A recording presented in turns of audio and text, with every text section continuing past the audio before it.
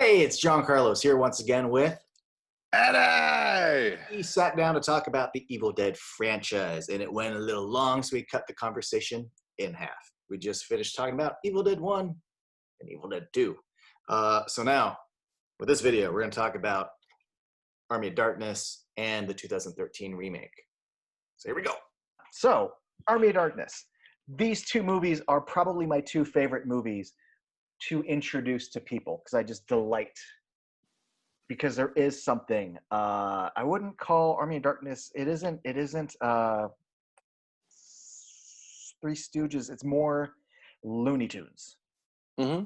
There's a lot with the skull hands coming out and the doink and you know, he hits Evil Ash's head and it spins, but then Ash watches it go, you know, and yes, the eyeballs rotate. I mean, yes, there's a lot of cartoon logic. I love that one Deadite soldier that gets the flaming arrow in his chest and he takes a beat.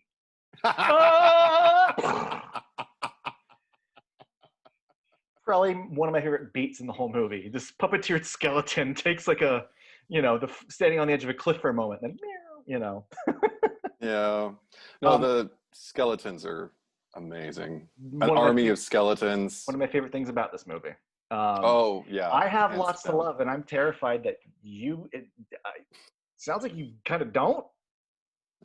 Okay. Let me set the stage for you. The floor is yours while I sit in terror. Okay. Okay. And I hope I don't hurt your feelings.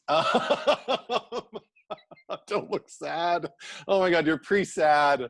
No, okay.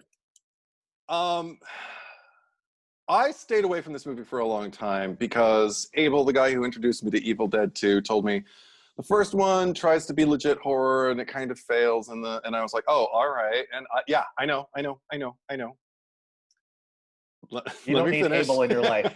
Abel's he no isn't. Good. I haven't seen him in over 20 years. Okay. I haven't seen him since high school. Good, but Abel. But he said Evil Dead 2's, you know, the great one, because then Army of Darkness, he said it like is just kind of like full comedy, and but like goes you know, like even farther than Evil Dead does, and doesn't have like that wonderful kind of weirdness. And I was like, oh, okay, well then I guess I won't bother with either of them. And I didn't for a long time, and I don't remember the first time I saw either of them. I mean, the Evil Dead and Army of Darkness. But I have to say, for the longest time, whenever I would watch Army of Darkness, this is what's horrible about it. It felt like a joke I didn't get. And because also it's so dearly loved. It's such a cult movie. It just made me feel like, God, what am I getting? And I told you I bought the Scream Factory release. And I watched it with doesn't it have like 3 cuts of the movie on it or something like that? Technically it has 4, but yeah, okay. All you need is theatrical cut and director's cut. That's all you need. But it includes the international cut and then like the TV version. Right. And I had every inclination to watch all 4 of them when I bought it, and just do my research, just figure out what the fuck is the deal with this movie and why do people like it so much. And I got through the theatrical cut and I couldn't watch anymore. And because I was just kind of like, I feel like I'm waiting. And I don't know what I'm waiting for. I don't know, because I would say you're waiting for good shit, but the movie delivers good shit. Like, it just hits me over the face with fucking awesome shit the whole time. What I'm grateful for with this pod was the opportunity to revisit it after having not seen it for a while. I think I sold the Blue maybe 8 years ago. I don't remember when it got released, but shortly thereafter. Because it was just sitting on my shelf, and I don't like Blu-rays. I'm like, you could be making somebody happy somewhere. And or you could be sitting on the shelf of somebody who doesn't care that you're on their shelf. Right. So or you could be sitting in a fucking book off or second spin for 5 years. Like, that's sadder to me. No, but I mean, at least somebody's going to find it this way, you know? So maybe you could find it again, like inside you. And I don't know. Go ahead. Okay. Well, I streamed it. I did watch the theatrical cut on Apple TV for like $3 or $4. I don't remember, but it doesn't matter. So I'm sitting there and I'm watching it, and I'm just kind of, and I have I'm leaning back in my chair, and I've got my arms crossed, just kind of like, okay, let's do this. I'm going to answer the question for me. Why? why is this like such a rough sit for me? And I got the question answered almost immediately, because you mentioned, I'm so glad you mentioned in The Evil Dead about how like, you know, these series of movies tend to like, you know, kind of retcon the last movie's ending and reshape it and everything like that. The thing is with Evil Dead 2, because it's also like a, you know, basically a remake of the first movie, it's not a sequel. So the fact that it's revising stuff doesn't bother me.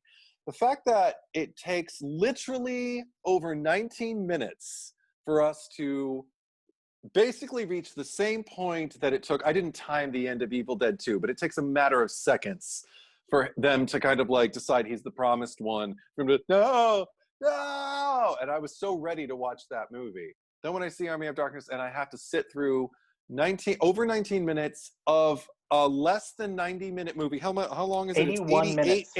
81 minutes.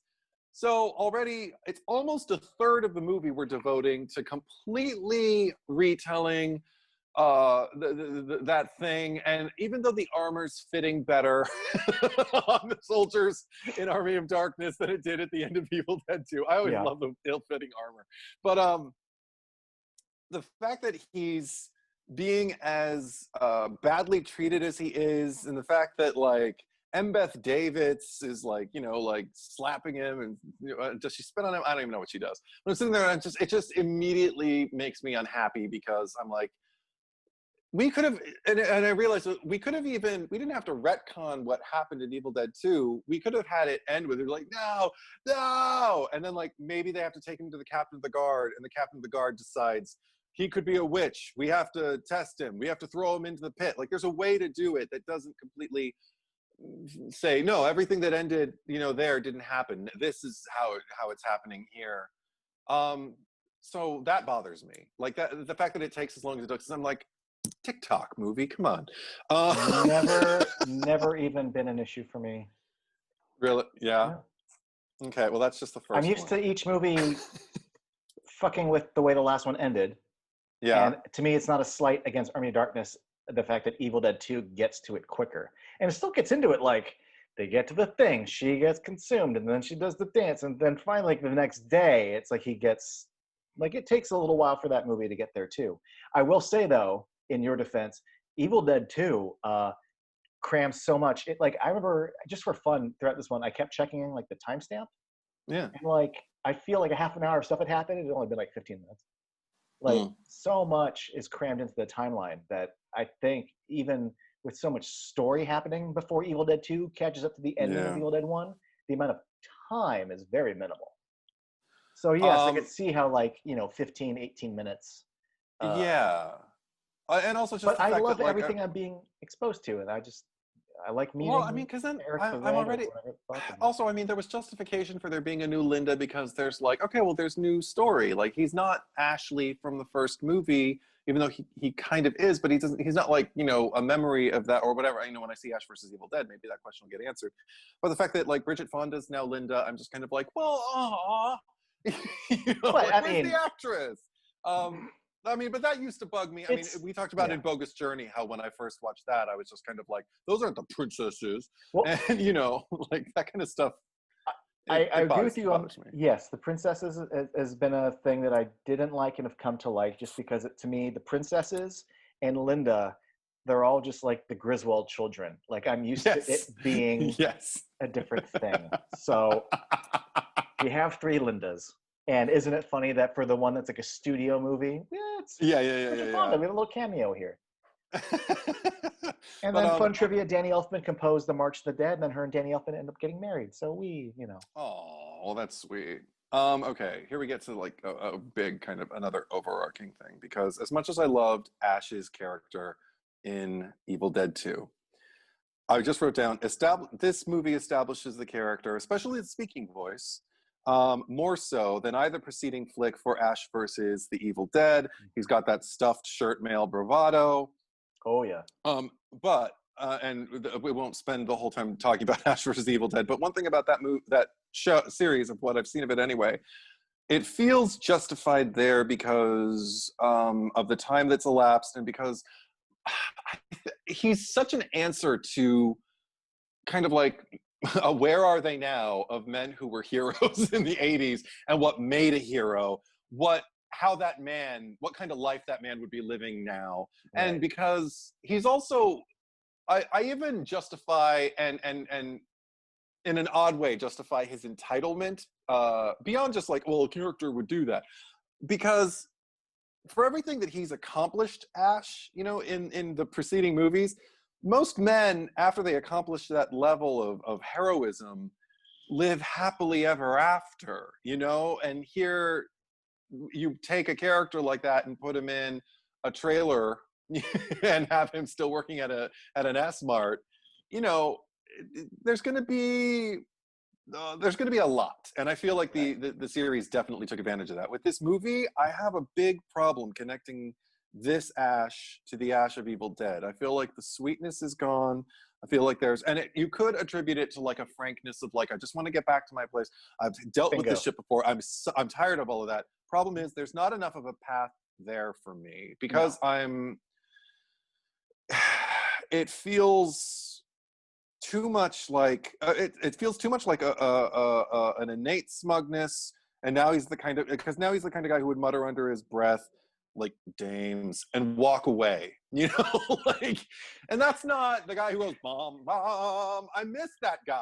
I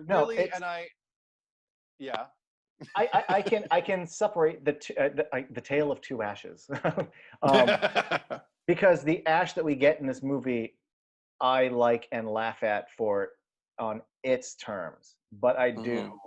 I've always had a mild problem with just the complete about face with this version of him. He is arrogance one thing, but he is abrasive. He is short-tempered. He is unpleasant at times. He as I got older, I stopped just I don't want to say accepting it, but I used to accept it, and now I sort of allow myself to believe the idea that, God damn, did he go through a lot in 2. And now I'm here, and now I've had it.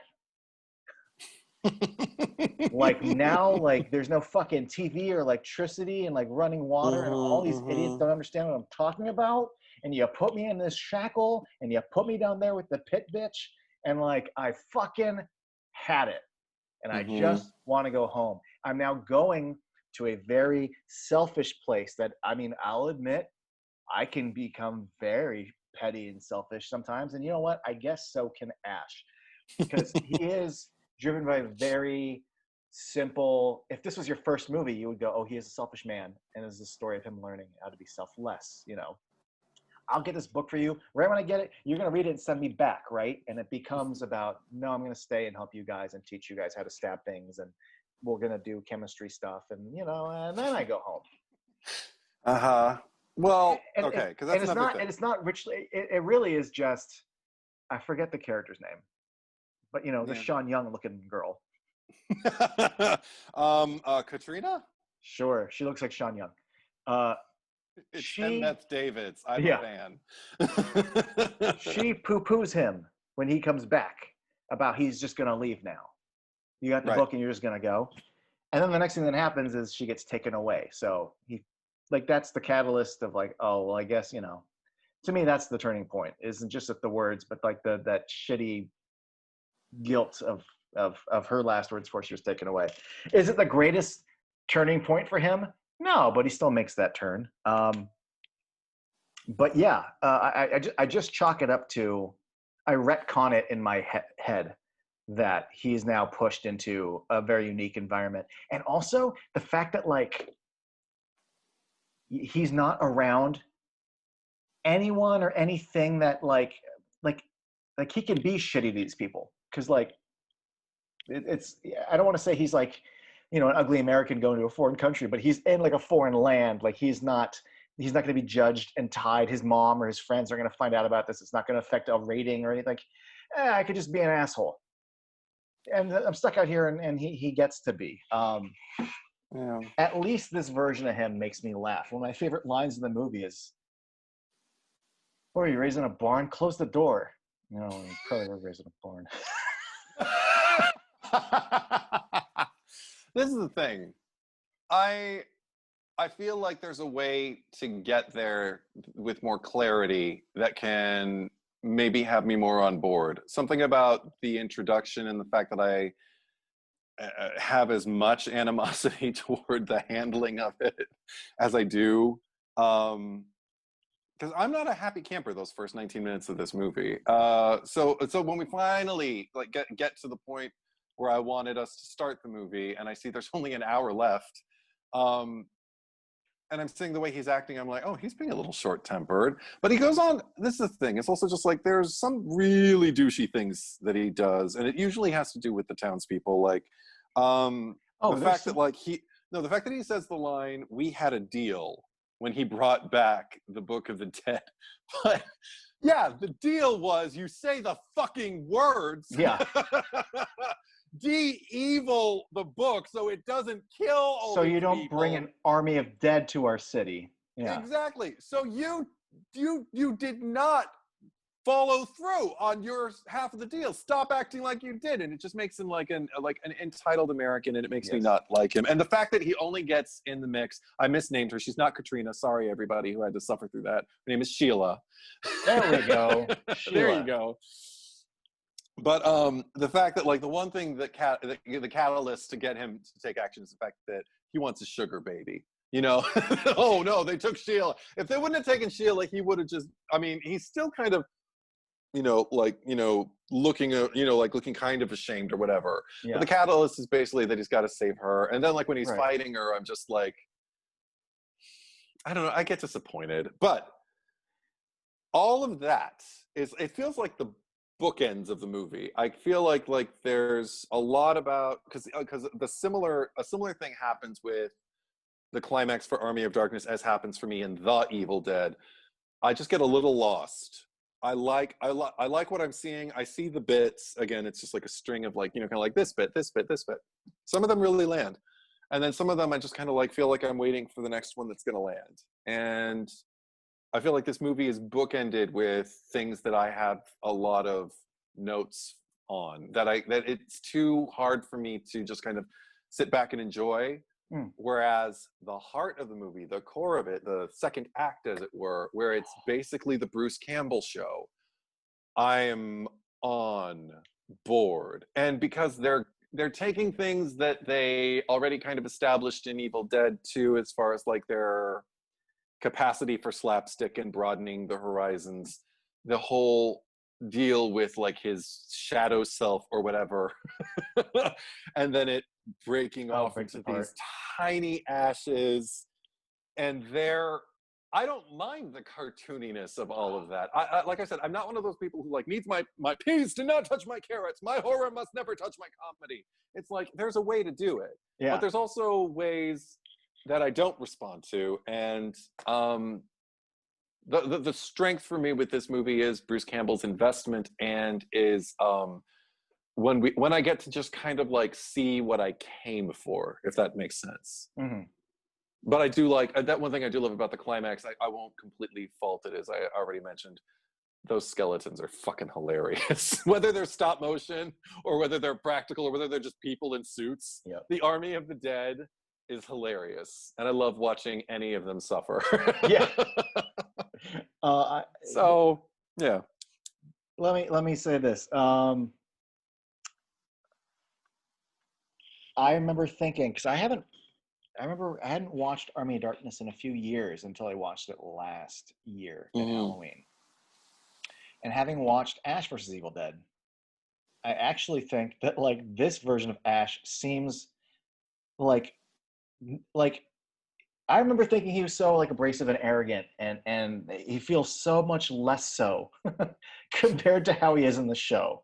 As far as that, maybe not as how short-tempered he is, because he is he doesn't have the same rage, but he's still very dismissive of like Pablo, and it doesn't have patience for other people. But he's more just he'll look down his nose at them than he will overtly lose his temper at them. Yes.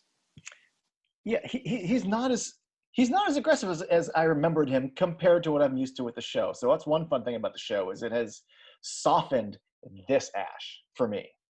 I still think he's at a point where he's like, fuck, I've had enough. And now this, and I can retcon that. But so much of this humor, again, it almost, you know how I said that Ash is kind of lame in Evil Dead 2? Yeah. I also feel like in a slightly similar, not same, but in a similar wheelhouse, when he comes back and he's gonna leave, and not Katrina says like, what are all those sweet words you said? He's like, oh, well, that was just pillow talk, baby. I don't think he's actually like saying it like that would be his vernacular.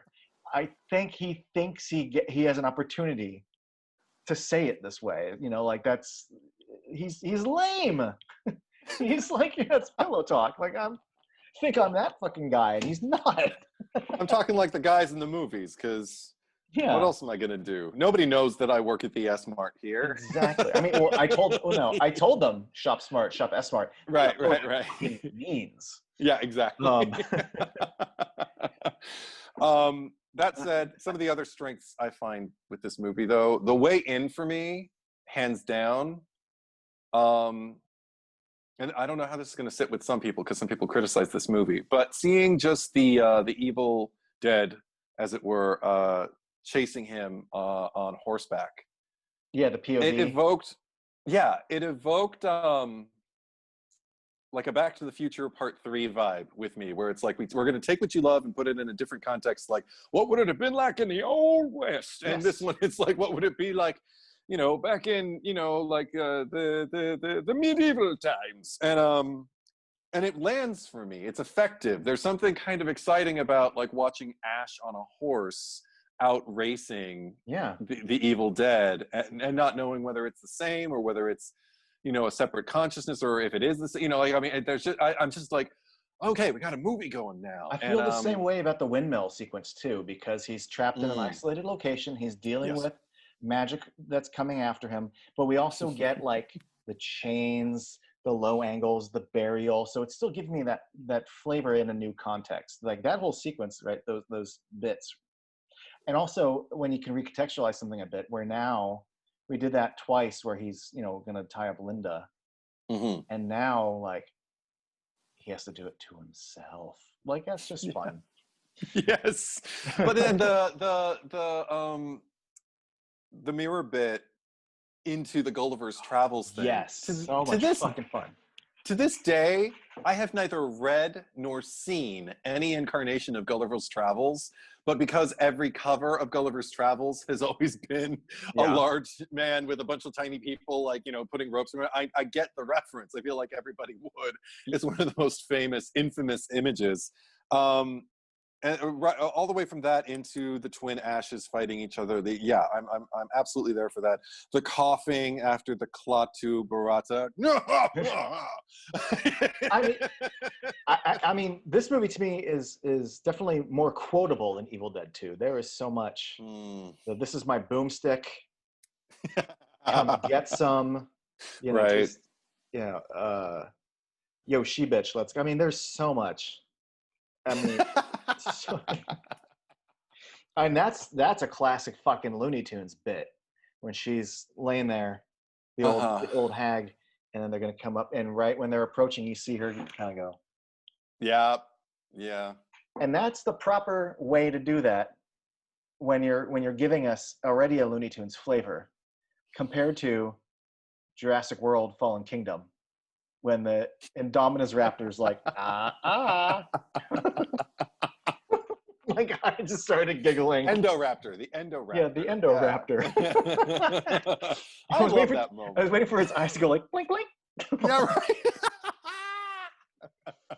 But this everything movie, but I mean, it almost does smile, that reptilian kind of. Now this movie does not have little beats that get under my skin. And that's fine to me, because I like when, you know, not every franchise sequels need to repeat the exact same thing. We're going somewhere new with this. I like where they went with it. It's a new flavor. It's a new approach. Still somewhat in line with the first one as far as technique of cinema. I remember at one point early on, it was going to be called Medieval Dead. And to this day, I curse the skies that it wasn't called that. That's adorable. Right?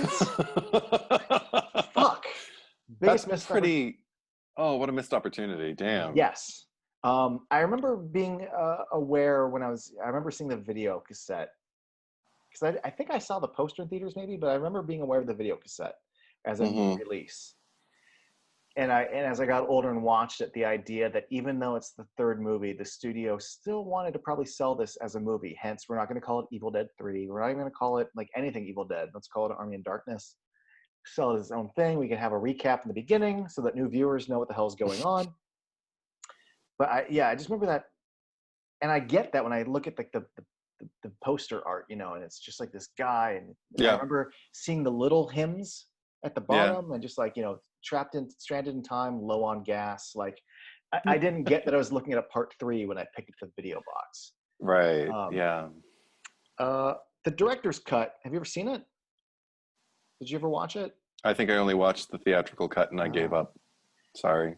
Oh, can I talk to you about the ending of the director's Please. cut? Okay, Yeah. because I remember when the Arrow DVD came out, and I was so lucky that they put out like a limited edition 2-disc set that had the theatrical cut and the director's cut. And I remember being like 19 years old and being so thrilled that I got it. It had the limited number on the back because the common release, I think, was just a theatrical cut. And then eventually they put out the director's cut disc as its own disc like a year or two later.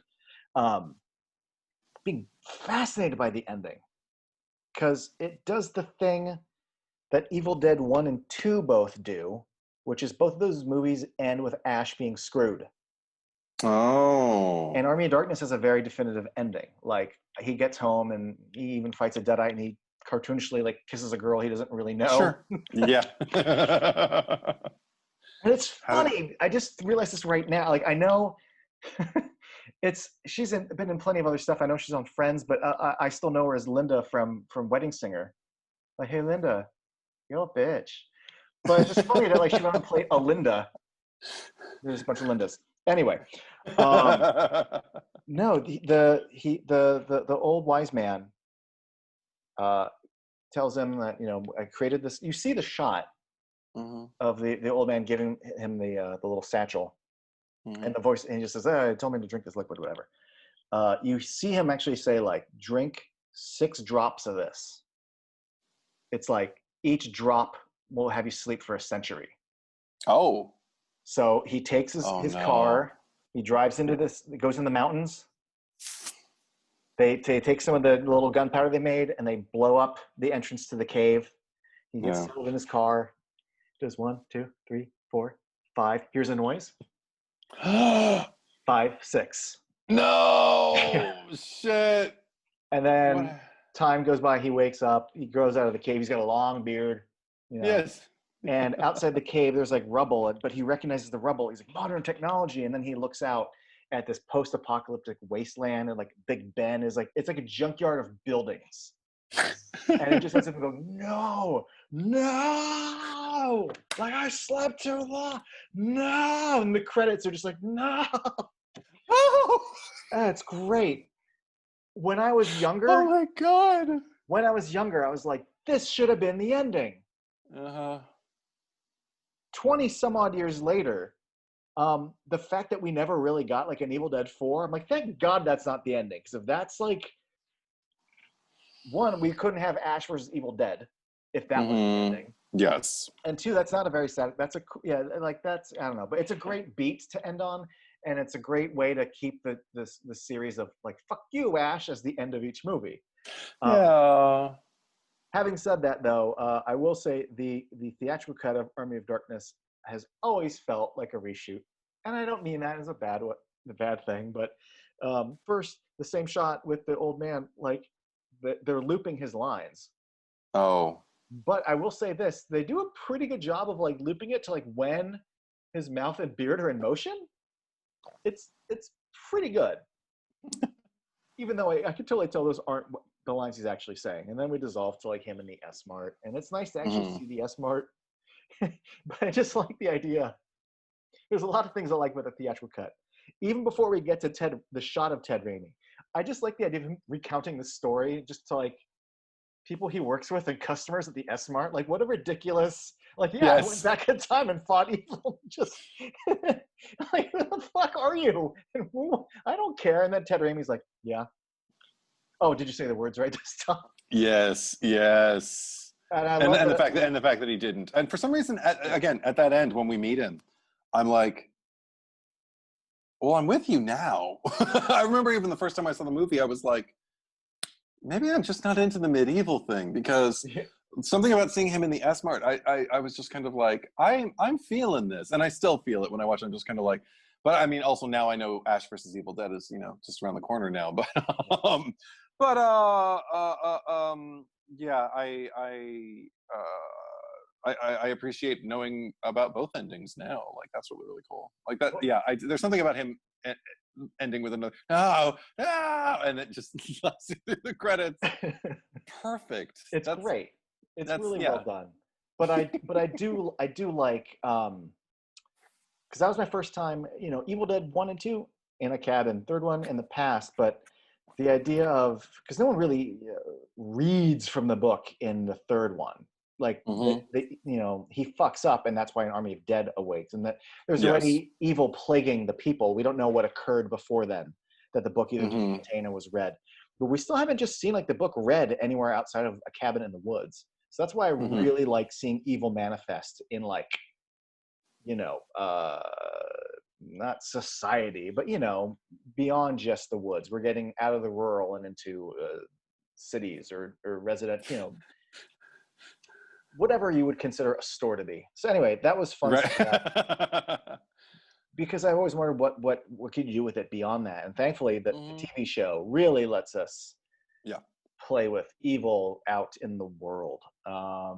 Even what I've seen for everybody's benefit, I've seen into season 2, I think maybe episode 3 or 4 is where I left off. Oh, you need to keep going. I know. I don't have Netflix right now. When I get Netflix again, I'll get it. Or when I have money to buy, I will buy the series. I would buy it, like, right off. You're so close to, like, some really good shit. Oh, good. And it feels like it. It felt like it when I was watching it. I was like, oh, this is interesting. Where season 2 continues to go, we will talk later. Okay. But Sweet. But for everyone out there, like, yes, if you like the movies, we get to do some nice connective tissue to the movies that we know, and it is very satisfying where it goes and how it's told visually and what the beats are. It's great. One thing that I think is great about this movie, and it's I've talked about Sam Raimi's love of filmmaking and being on display when you're watching it. And I get it's a different kind of movie he's making here, but I can't deny the joy that's present getting to, like, stage battle scenes and this army of skeletons and him and K&B saying, like, we're going to do puppeteered skeletons. We're going to do stop motion skeletons.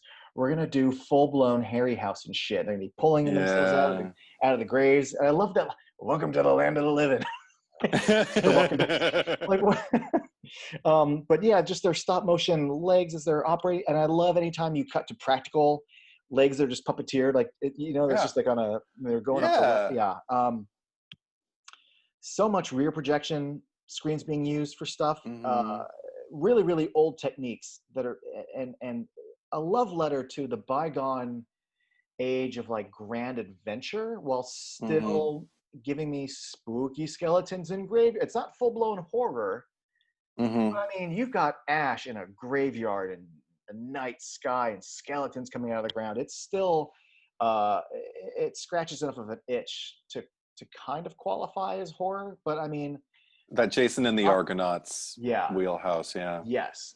But also, one of the most delightful things in the movie, it isn't a joke, it isn't an effect. It's when Ash is going up and Evil Ash is after him, and he fights the one Deadite and gets his sword, and then is fighting the two of them as he's going up the steps. I'm just filled with fucking glee as the music is swelling, and then it kills the one Deadite and Evil. So now it's just two of them clanking two swords, and I'm just. Adventure is a genre that I really like that has gone essentially fucking away. It is merged with action, and we refer to certain things as action adventure, but pure adventure is gone. Yeah, it shows up every once in a while. Maybe there's an element in fantasy every now and then, like Yeah. Stupid, but I remember watching the trailer for the new Dora the Explorer movie, and I Yes. turned to Tracy and I'm like, I want to watch that. She's like, really? And I'm like, it looks like an adventure. Like It does. Yeah. I haven't seen it yet, but like, Me you neither. know, I got a little bit from the especially the first one, the Lara Croft Tomb Raiders, and I know that there was like Sahara with Matthew McConaughey. There's a few that kind of give me that vibe, but anyway, Nice. I get Bruce Campbell by way of Errol Flynn in that moment, and Oh yeah. I could watch the last third of this movie. First of all, the director's cut's great because it's 15 minutes longer, and leading up throughout the movie, there's sometimes it's just 5 seconds here, 2 seconds there, a different line reading here or there, or when not Sean Young is gonna leave, and he's like, "Give me some sugar, baby." There's another one. They actually dissolve Harlequin romance style to him like laying her down by the fire and their silhouettes. There's some really great tropey shit in the director's cut that got cut. There's some great stuff that got cut out, but the final battle is a little bit longer. There's like full like little minutes and chunks Yeah. taken out that are brought back in. Also, there's certain things that are a different order. Like there was like a first wave, and then they fight off the first wave, and that's when the skeleton's like, "Let's get the hell out of here." And I think it works better in the theatrical cut. That's better when you're fucking losing.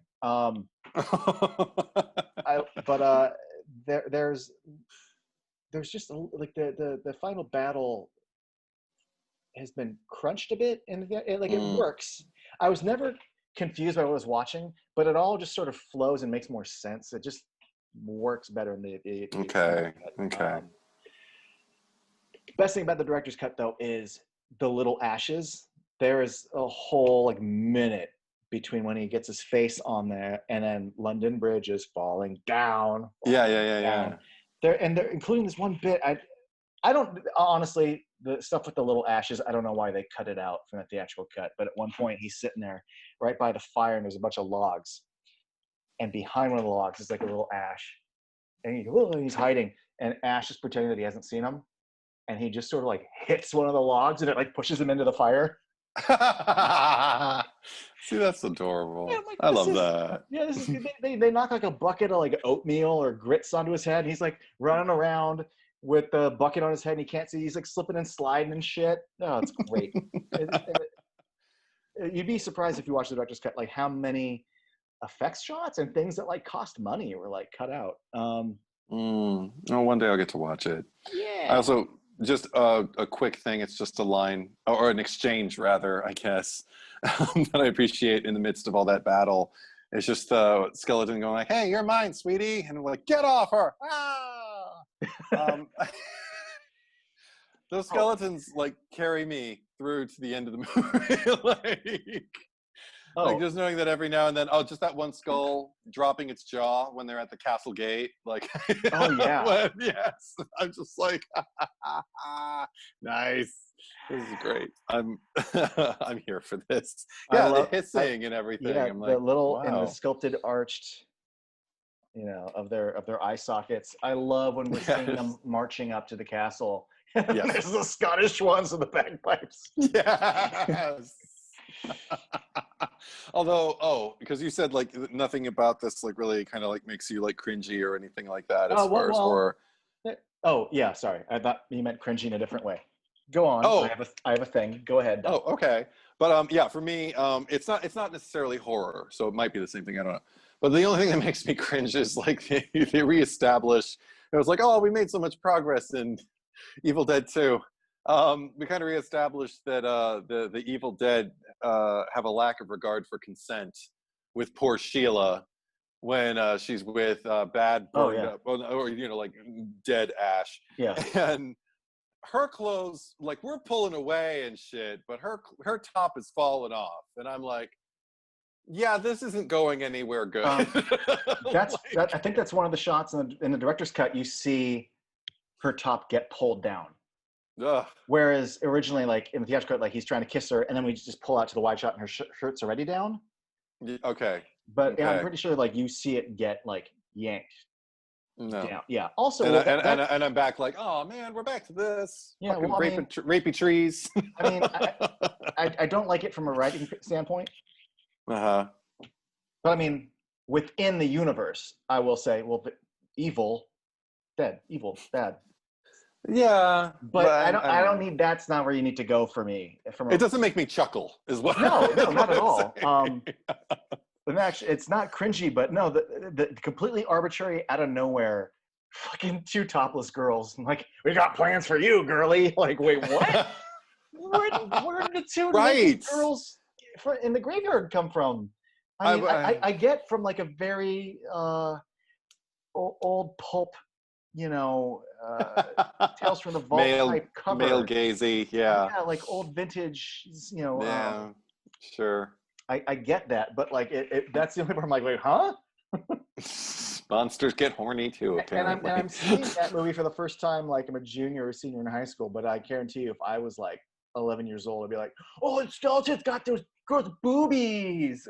I think the effect that they wanted to have was to titillate 11-year-old boys. Right, or probably. the inner 11-year-old boys. And I know somewhere, I haven't heard the commentary in like 20 years. I don't think it was Sam Raimi's idea though. I don't know if it was Rob Tappert's, but apparently it was like some producer's idea to be like, oh, and make sure we have the skeletons with some topless girls with chains. Okay, whatever. If that's what we need to get this movie made, all right. I'm not saying it's a full-blown Ed Wood situation where like, I want a big explosion. Dr. Dracula. But no, and I also just like, because I want her to get her due. I'm a huge fan of Embeth Davidtz as an actress now. She's virtually unrecognizable in this movie because she is a baby. She must have been like 17 or 16 or something when they made this, because she's got a much more angular face now. And she was most people might know her from Bridget Jones' Diary. She plays the one who Mark Darcy is gonna marry, that makes Bridget go, no. The one who's like, no, you're not in your little bunny outfit. Yeah, you're not in your little bunny outfit again. Does nothing work outside of London? That's her. The gut punch when we come up and she's like in the bathroom, like naked. Oh, that's two different people. Okay. She's the one marrying Mark. She's the one one with the book is the American. Okay. Hi there. They're two different people. Yeah. Yeah. No, she's a bitch too in Bridget Jones though. Oh too. yeah. Like, no. Exactly what you're talking about. Yeah. She. Natalia is her name. Mark and his Natalia. She's not like a total asshole, but I do feel bad for Mark when he's seeing how much fun like Bridget is having. Oh, when they're in the lake.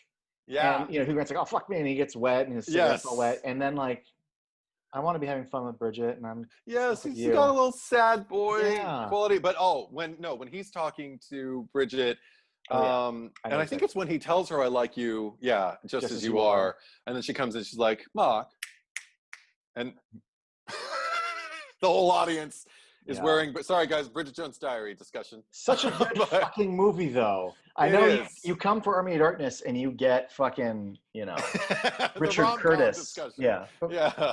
But she, because I love her because she's also redeemed herself. She was in a great little indie flick called Junebug with Amy Adams and with Ben McKenzie. Yeah. One of my favorite Amy Adams performances ever.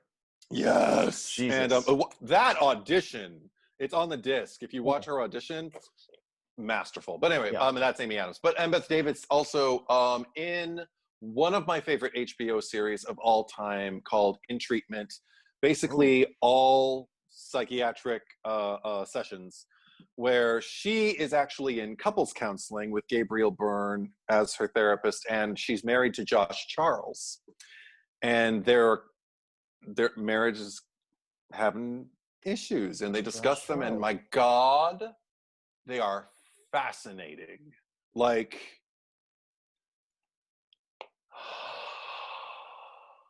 that's all I have to say. I'm a fan.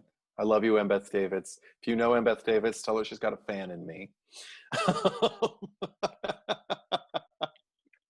Okay.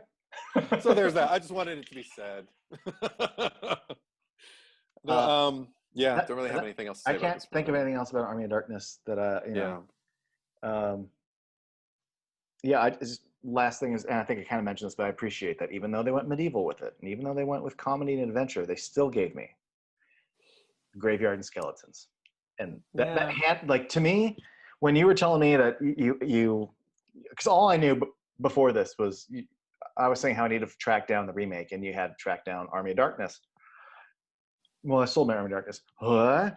I'm watching this, and I'm watching Ash with the fucking skeletons and you know, and I'm just like, why? How do you get rid of this? Like, because to me, like, the movie's overflowing with joy for me. But I get, you've mentioned it's mostly that second, third that really delivers what you want. But Jesus, Yes. I get a lot out of the whole movie, but it excels. Right. It excels with him fighting himself and well, the little selves, and then him fighting himself. Oh, and the eyeball. I've always had a fucking thing. There's something that gets under my skin.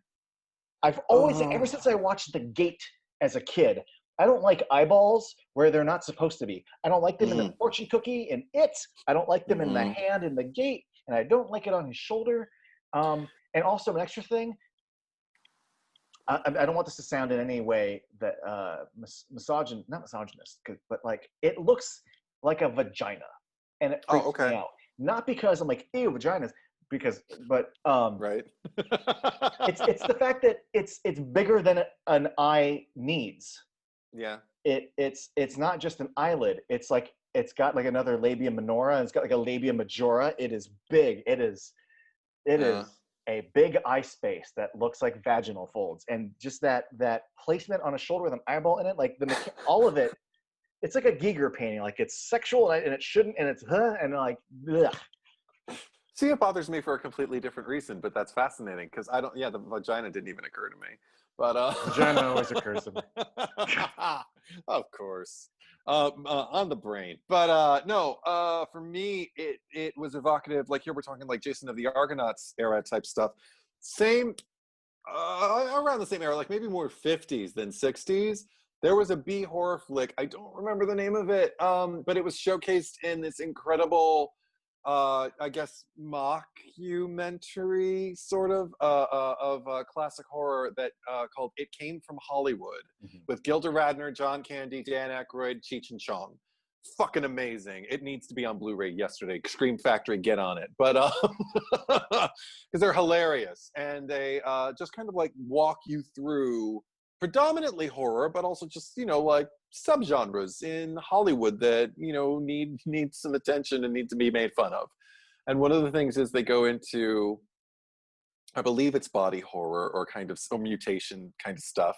And there's a scene where a guy is just, I don't know what's happening, but he's just in his bedroom in a bathrobe, and he's going,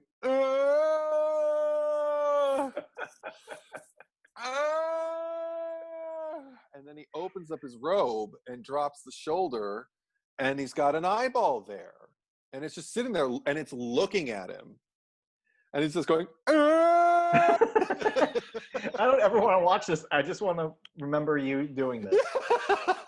And Gilda Radner's narrating this particular segment, and you just hear her. She's playing her little girl character. Oh, maybe it's just Movie Monsters. She's playing her little girl character. She's just like, he's got a little eyeball on his shoulder, like a little pal. And I'm just like, so I immediately went there because that's the only other time I've seen an eyeball on a shoulder, and because I know Sam Raimi is a horror aficionado of the bygone era, then it's probably an allusion. Well, it got under my skin because I don't like seeing an eyeball inside a vagina, and I don't like vaginas being somewhere else besides where they're supposed to be. So there's that. I'm just imagining you like on a first date back in the day with like a girl you really like, and she's just like, so are you ready to take this to the next level? And you're like, yeah. And then she just undoes her shirt and turns around and lowers it, and you see a big old vagina in her back. That's not where that's supposed to go. What would you do, Giancarlo? Think about it. We'll talk about it later. Or you can tell me now. I don't want to make her feel weird about it. try to be a gentleman about these things. I would hope, in the moment, I might be more foolish than that, but in hindsight, then I feel really bad about it. I wouldn't go, ew. I could just see you taking like an imaginary napkin from your lap and going, "Oh well, that's lovely." Look what time it is. I would I would hope it'd be like, well, I'll try anything once. Right. Gremlins 2, the new batch, the very end with Robert Picardo. Yeah. Let's talk about the with no segue whatsoever, the fucking remake. Which technically sequel, I think. I don't even fucking. I don't get it. I don't fucking understand. What the fuck? Let's get into it. Yeah. So people have maintained like, okay, so Ash's car is at the same model car that's in every Sam Raimi movie. So I don't even necessarily consider it to be Ash's car. Raimi and his brush company produced this, so I just thought, put the fucking car in it. But if you want to read into it that it's Ash's car, if you're following the logic of Evil Dead 2 and Army of Darkness, his car is not there anymore. It went back in time, and it also became a fucking vehicle. So, like, an attack vehicle. So I don't get why it's there if it's supposed to be a sequel. That doesn't fit. It's not the same Book of the Dead. So and the book even specifies that it's like this specific evil entity, and yet what I don't understand is that at points in the movie, audio from the first movie is played. You hear Linda speaking. I think you hear the professor speak. Yes. And I'm like, so is it just like hey, remember the other movie? We're using some of the audio because if we are directly saying this is tied into those movies, why does none of this fit with that movie? And then you put Bruce Campbell at the end. I just thought it was a neat gag. People really read into that post-credits groovy as like, oh, it means this. And I know at one point they even talked about what if we were going to do a sequel to this that like it was Ash and Mia meet up in their own movie. But to me, I'm like, no, it's Bruce Campbell saying groovy, like it's a gag for the fan. They have the fucking tape playing over the credits from the other movie. Like, it's blurry to me. It's not clear that it's a sequel. It's not clear they're doing fan service shit in the credits. I just don't fucking. I'm not wild about this movie, by the way. See, this is interesting because I feel like you and I are at reverse positions with this movie and its treatment of like the lore and its incorporation into the greater franchise and everything like that. I think I take a similar attitude. It's not because you sound a lot like me when we discuss the Singerverse, the X-Men franchise, and how it just bugs the shit out of me that I cannot make heads or tails watching, first movie to last movie and making any kind of sense out of the timeline or who's playing what, where, and what's what. And they tried to fix it with Days of Future Past, and then like the subsequent movies just made it. Yeah, just made it even more questions in my head and everything. But you've always had what I would deem a largely forgiving kind of like eye with that franchise because I just don't watch those movies. And I've seen many of them. I still haven't seen the last Dark Phoenix. You should watch it sometime. It's an interesting experience, worth having. I won't watch it unless I'm with you because then I can have an outlet. And if you laugh, then maybe I'll laugh too. But I'll just get angry if I watch it alone. It's better than Apocalypse. That's saying something. But anyway. But for this one, I feel like I don't know. I just kind of embrace it, and I actually am pretty wild about it. I'm kind of mad for this movie. I just wrote like from the onset, this movie is gorgeous, which I don't always like remark on. I don't need my movies to be like behold, and I think we've talked about this before too. Like there are movies that are absolutely beautiful. Weren't we talking about Sleepy Hollow last week or something like that? Where I like Yeah. it's barely a movie for me. It's an experience. I love beholding it, but that's not enough. I don't want to walk away from a movie going like, but it was beautifully shot. It's like, great. Like, just get a just it get an irks art me when exhibition. people argue like, oh, I like that movie. Why? It was beautifully shot. I'm like, great. So it was a good looking piece of shit. Like, and I don't feel like in this case, also I think maybe it's just the unexpected nature of it, because like, even though I love these movies, I'm not gonna, criticize them until the cows come home, and, I own 3 out of the 4, but I would never really kind of like, deem any of them like a tremendous visual style necessarily, so much as this one.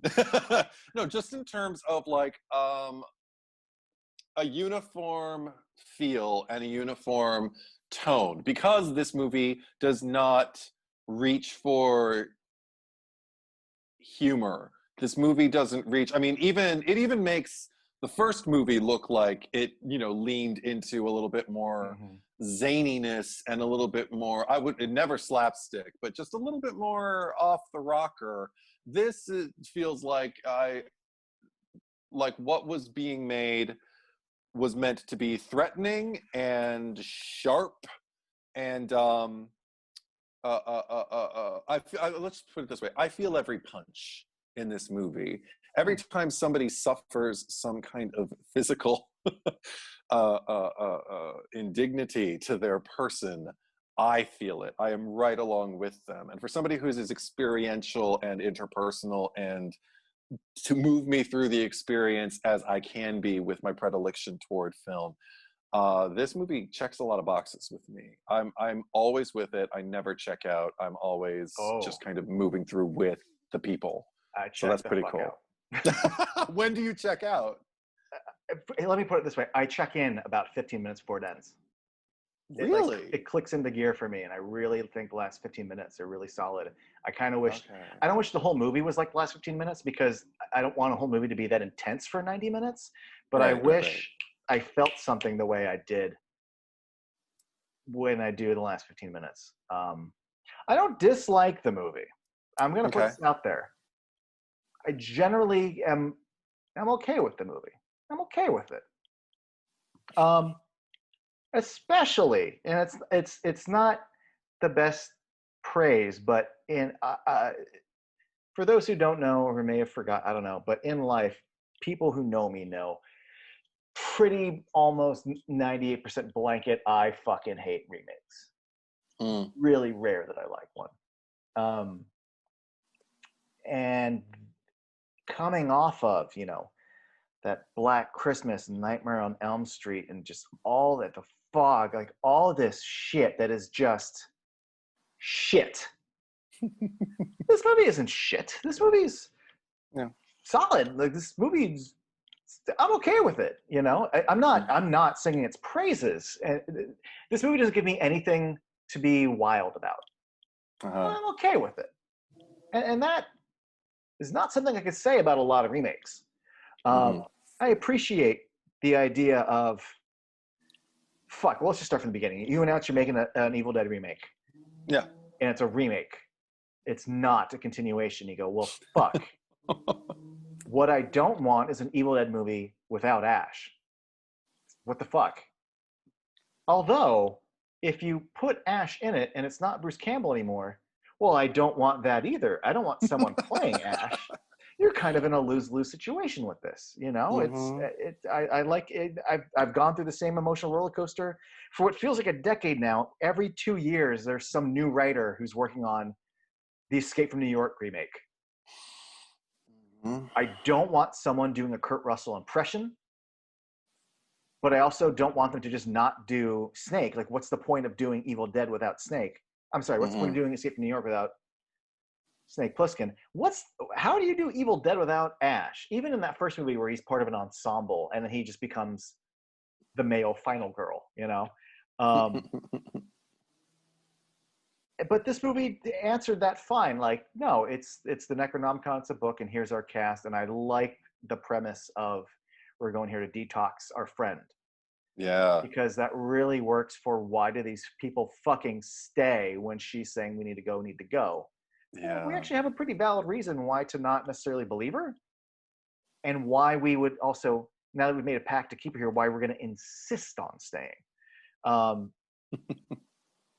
So there's things about it I like. I will say this, and I'm actively using the word like. Jane Levy, I would watch reading a phone. That's such a cliched statement, but like, you know, you could either watch any other movie, or like Jane Levy could punch you in the balls. Be like, oh, let her punch me in the balls. It's gonna hurt a lot. I don't care. Is Jane Levy like? Yeah, let's. I don't. You know what? That's a bad analogy because I don't want her like touching my wiener. It's so unpleasant for her. But I'm just saying, like, something more painful than reading the phone book for 2 hours. Like, how about some rando holding a TV with Jane Levy reading the phone book, and that rando kicks me in the balls? Anyway, she's a fucking delight. The point is made. The point is everything. Sometimes I just like making your face squirm. If you've never seen Suburgatory, go watch the fuck out of Suburgatory. She's great. She's great. Put her in. Oh yeah, you've told me about that. Oh, it's so fucking good. And her series that got. Sorry, go on. Oh no, I was gonna say Jeremy Sisto is good in it too. Oh, nice. I haven't seen it yet, but I have seen her. Can't remember the name of it, but the playlist one about the people singing and everything like that. Saw the pilot; it was cute. She's amazing. Yeah, like she's just. I mean, Don't Breathe. She's the reason I watched that show. And then this team going on to do Don't Breathe, a movie. There's a movie that I will show you some enthusiasm for. I am more than just okay with that movie. Okay. Yeah, but yeah, just random little, like, I mean, I don't necessarily mind it, but like I appreciate the efficiency of like, there's this cabin, there's this book, this is what it is, it's from Kandar, and this is what it is, and now I'm gonna read you this stuff. Whereas we open with this opening flashback scene without any context, and then later we just sort of know that they're doing kind of what the book did, but like at no point do we find, like, I don't, it's so disjointed, and the random opening didn't do anything for me. There's no payoff to it later. We get the book, and then we start reading we don't know anything about this book until about halfway through the movie is when, like, at least we get some explanation and context of what it is, as opposed to just ignoring it. But it's a different choice to kind of leave it open as to what the fuck is going on for like the first 40 minutes, even though we kind of know, but just it's not, the facts aren't laid out as plainly, and I kind of miss that. I also do think it's weird that like the book has all these drawings, right, that like show that somebody scribbled in it. Well, not just like the red scribbles, but like the artwork of the thing. Oh, you mean like the depicting like what the stages are of like the possession and everything. Yeah, but it's funny that like it will show like a woman with like branches around her, like in the woods. And then it says like, you know, once it's consumed 5 souls. And my brain just thought, and I hate when logic pops in there, because like a movie's supposed to like just take me on a journey. But I'm like, what if you read this in the city or in the desert? Like, then there's no branches. Like, what if you only have 2 people or 3? Like, this book sure is awfully like dependent on like this exact circumstance for it to work. Whereas in the Evil Dead franchise before, it wasn't really dependent on any of that shit. That's interesting, because this was the first movie to raise a question for me, and it was well into the movie. Had nothing to do with logic, because I am so on the ride. There's something about the style and something about the immediacy of what everybody's going through that just doesn't make me question it. Like everything you talked about with the opening, I do not have an issue with, because all I focus on, like I said from the onset, I just think it's gorgeous, which is a curious thing to say about an Evil Dead movie, but it's playing with focus. It's playing with the depth of field. I don't yet know what the fuck I'm watching, so I'm leaning in, wondering where are we? Who are you? What's happening? Why are those men putting a sack over this girl's head? And then the reveal I like, you know, because I'm just kind of like, oh, I'm in an Evil Dead movie. And the CGI burning looked great to me. It looked like CGI, but it looked like good CGI, so I didn't mind. And then we move into just like the Beetlejuice shot of, you know, like following the car like deep into the woods and everything like that. And I just I love the way they established the porch swing, the use of shadow and light, like when we find out that this isn't Mia's first intervention / detox. And then into the brother-sister dynamic, I'm sold. I think I've said before on the pod, like, you know, I have a sister, we have a good relationship, and this is one of those movies where I was watching with her, actually. She's one of my horror buddies, and I don't remember if it was during the movie or if it was after, but I know that this is one of those movies that had her point at me at some point and just go like, if I ever tell you that the woods attacked me and we're going home, we're going home. And I'm like, I know you don't have, you know? She is queen of the hypotheticals. She will find a way to accuse me or you know, like pre-accuse me of not believing her because the brother on the screen didn't believe the sister and didn't do the right thing. So she's a hoot, but but I get it, because it's just kind of like, I'm watching it as a brother going like, dude, that's your sister. Like, come on. Like, I understand you, but the thing is, because that's the thing, I'm just like, the whole reason that you are buying into like this premise that, what's her name? The nurse girl. Exactly, that nurse girl. Olivia.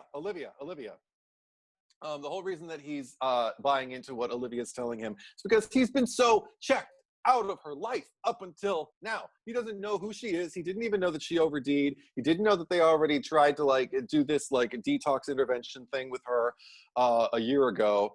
So he's just like checked out, and there's something and there's something about all of that that just like doesn't make me care about like, but what about, and I'm not saying you say it in this voice, but I'm saying it feels, looking at it for me as I'm experiencing the movie makes me feel like that voice, like yeah. But in retrospect, it didn't even occur to me that the girl that we establish as like, you know, possessed by you know, basically being a deadite and everything like that in the beginning never really goes anywhere. We don't even know if they're the people who like wrapped up the Book of the Dead in the trash bag with the barbed wire or anything like that. I presume they did, but we don't know. Right. Because also there's an odd timelessness to like her garb. Right. I don't know how long ago in the past it is. Yeah, I mean, she's speaking contemporary English with but her daddy. She has one of those like multiple buttons leading down. Yeah. So like, I don't know. There's something weird, like maybe they were Quakers or something. I don't know. Right. But the two men that are coming after her definitely feel a little deeper into the 20th century. Yeah, like a little boony vibe. But so like the logic thing, I won't say you're wrong. I'm just gonna say there's enough going on with this movie from the onset that I just don't care. I'm kind of like, wow, like Fede Alvarez and his co-writer Rodo Sayagues, who is directing Don't Breathe 2. Yeah. But the two of them know how to at least get me on a ride and keep me distracted enough that I'm not sitting there looking at implausibilities. Like even the things that I don't like about this movie experientially, like I don't like how presumptuous Olivia is in her self-righteousness and her like she would be getting the same care, you know, in a hospital that I could give her here. Like I'm right, and it's like, well, you didn't think about third or second degree burns. You didn't think that, oh, there's sharp shit here. You might, you know, also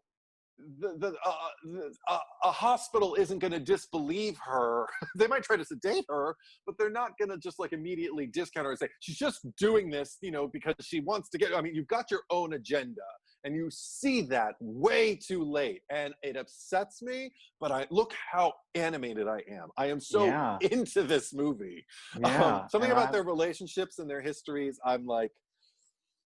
Look how not animated I am, because I know when you talk, and I go, and because what you said about the cast of the first movie kind of just being like a bunch of it's exactly how I felt about this one. Oh my god! Yeah, no. I'm like, all right, so there's brother, and he's brother. And then like, oh, it turns out he hasn't been around and he wasn't there for his mom. Okay. And he has a girlfriend. She's a person. And there's teacher guy. And then there's a lady who's a nurse. And I know to call her the nurse lady. And then that scene that you mentioned where like, she's like, she didn't get the same care, you know, like that was the first time like, oh, there's something to you now. Like you said something of interest. Like I don't See, I really people this cast to me is, but it also it feels like the kind of movie that like, look, we got some really cool gore shit to show you. So like, yeah, we're clocking in at like 91 minutes, really quick. Let's have the scene where like we all tell you like, oh, your sister, you didn't know that she OD'd, and like, oh yeah, oh now and your sister's out there, okay, and let me explain to you our relationship so we can get going. Like it's a very efficient. but I feel it. And what? I feel it. I don't Though. feel like, it. It's I don't. oh my god! Yeah, I don't feel anything in this movie. Oh my god! No. No. Okay. Because this is the thing. I'm like, because Natalie is totally bland, like, you know, from the onset and everything like that. But the thing is, like, the more we got into it, like, once she finally is the one to, like, kind of raise up her voice against Olivia and just be like, we should have listened to her. We should have taken her to a hospital the first time I was watching her. It's just kind of like, because everything even up to that, I was just like, you are totally giving me the girlfriend, but like the new girlfriend energy. Like, none of these people are your friends. You're here to support your boyfriend and his, like, you know, estranged sister. You don't, maybe you met her, maybe you haven't, but I think your sympathies are with her just because you're that kind of person. So everything about her vibe was just like, I'm the newbie. I don't know anything about the dynamic here. I'm picking it up the same thing as the audience, but when I take a stand, it's because it's what's right. And on top of that, she was, I think, my favorite Deadite in this movie. There's something about her specific body language as she's slumping across the floor with her neck kind of like hanging over and her eyes just, I was getting Night of the Living Dead echoes from her with her hair hanging over her face and her, but there's also this weird, complete disconnection. And the Deadites are these, that's one thing that, like, I guess in retrospect is a little off, because these Deadites do not feel like the Deadites of the movie if this is a sequel. These are their own Deadites. These are a whole other kind of thing. Like, the most Deadite thing that happened was in the trailer for this movie that got cut from the movie, where it's just Jane Levy looking through the trap door with her, "Where can I get?" And it was creepy as fuck. I was actually kind of excited when I saw that. We get her in the thing, but it's not that line. Yeah, no, it's not. And I Yeah, really I would mean, the loved only that line. the little retcon that I would do, and I thought about this, was the idea that maybe this isn't the same Necronomicon, but it is if there's a bigger lore that we're not totally, and I mean, Jesus Christ, the Ash vs. Evil Dead show really expounds upon the lore. Keep watching it. But the idea that maybe there is a secondary tome, maybe loosely translated or more detailed or less detailed, but this is There were 3 based, yeah, exactly, in Army of Darkness. So like maybe the incantation that's read evokes a different kind of malevolence specific to this one demon that you do these things and it produces a thing. Yeah, I think you said this Necronomicon, right, gets under your skin. It did nothing for me. Oh god, The no, book I don't like the trash bag opens and I'm like, oh, it's just the flat skin, there's no face. Okay, just like skin then. I think it's, for me, it's the stitches. I don't like them. I do like that when you open it, like when you're in elementary school and you get your book covers, like the things fold over. It's flapped over an actual book, and I'm like, that's hilarious that this book actually was already a thing, and then they just added a cover to it.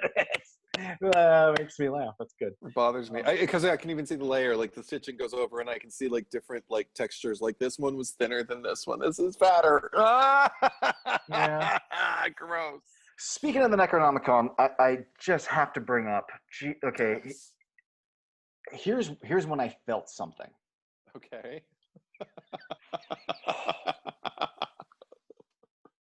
Lou Taylor Pucci opens a book that looks like skin. and he flips through these pages that not only is the artwork fucked up, but there's additional writing that's telling you, don't fucking yeah, do this. in blood, probably. I don't know in 2013 how you look at that. And even when you do the little scribble and just think, oh, I'm going to say these words out loud. Like, I already,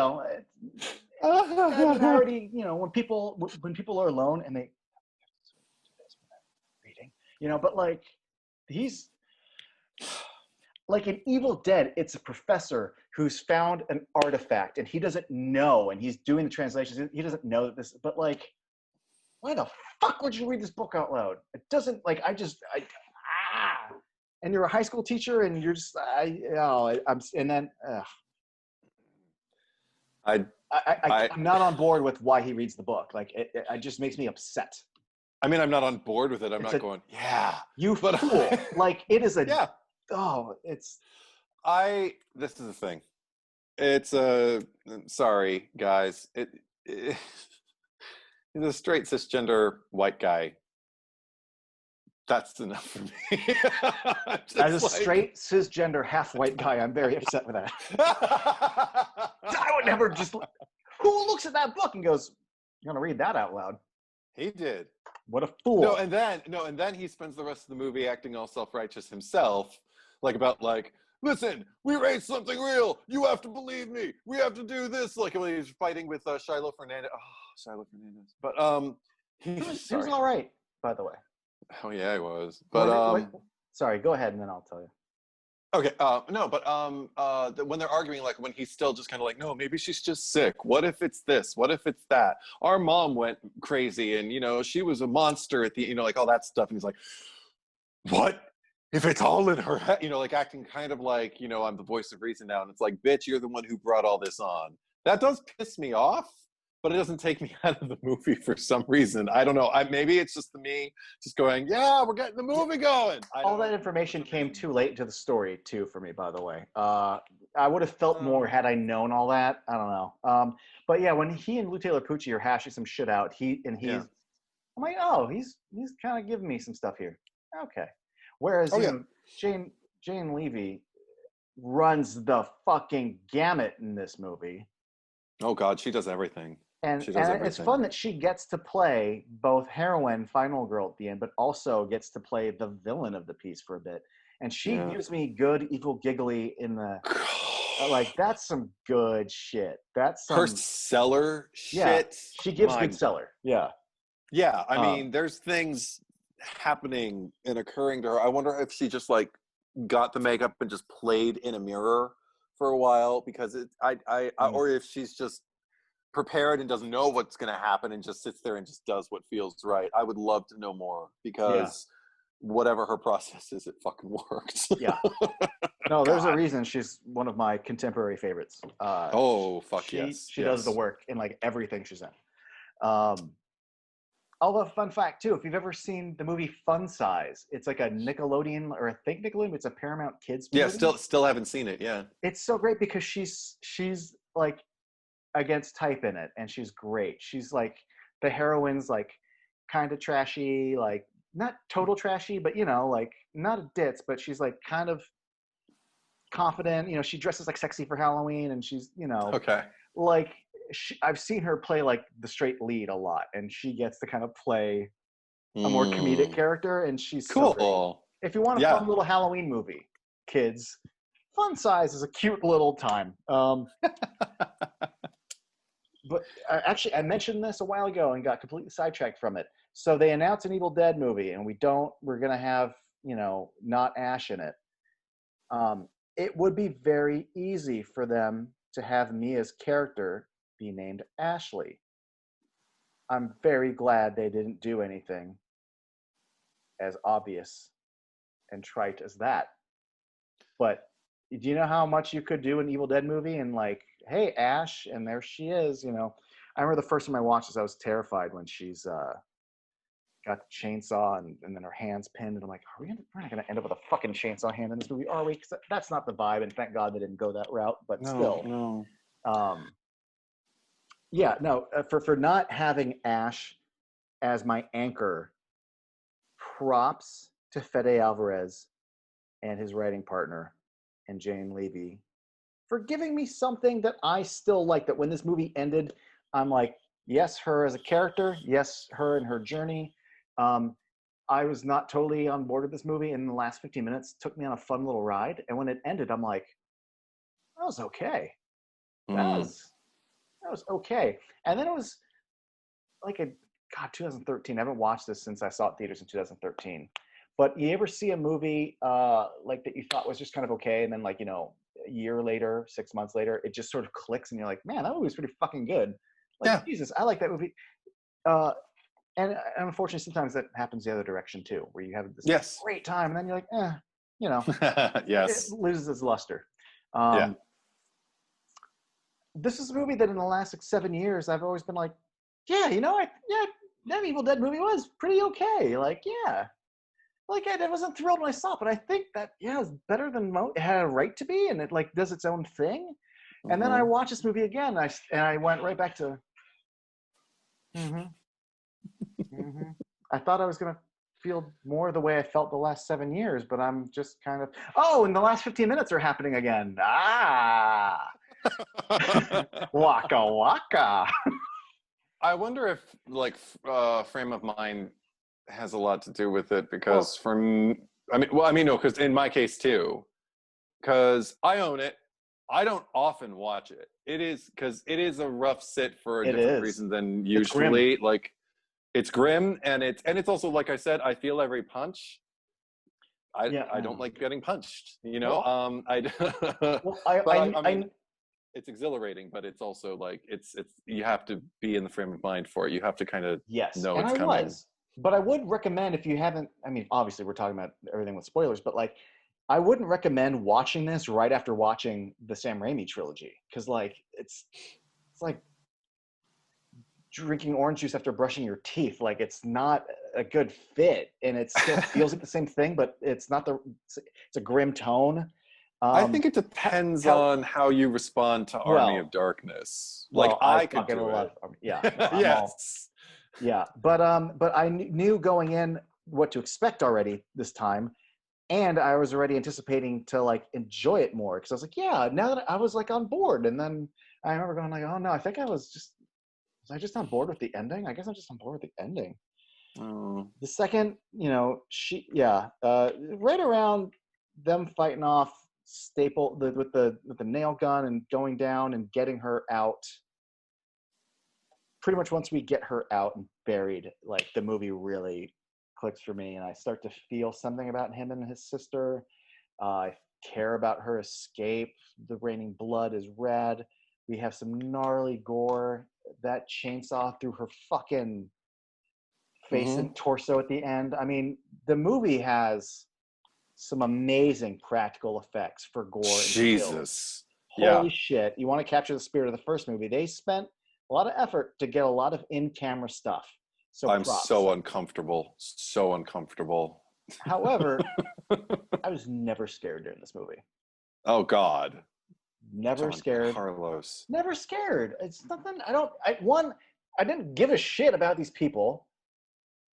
To me, they're mostly blank slates, so it's hard for me to care. Oh my God. It's cool gore moments, but I'm never scared. I don't know. It's a something fun, about it's a fun production, and I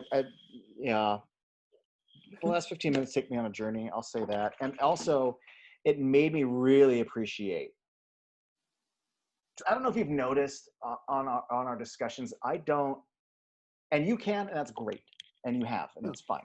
But I personally don't lean into naysaying performances much. Because it comes so naturally to me, and I fight to constantly be as positive as I can.